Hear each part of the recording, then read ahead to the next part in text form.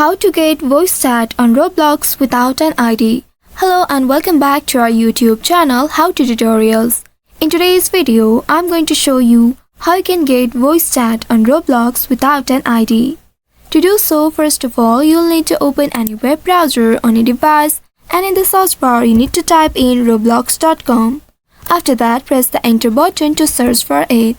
Within a while, you'll be taken to the official website of Roblox.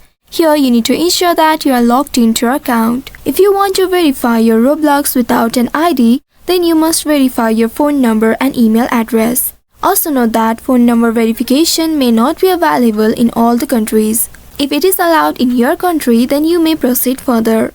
Here in this page, after logging into your account, at the top right, you will see the gear icon. Click on this gear icon and this will open up the drop-down menu. From here, you will need to select the settings option. Once doing that, now you will be taken to the settings page. Here in this page, you will need to ensure your email is verified. And after that, look for the phone number option. The phone number verification is not allowed in my country, so I'm not able to see the option here. But if you find this option, you will need to tap on the add button and then you will need to add your phone number. You will receive a verification code that you will need to enter it and then confirm it.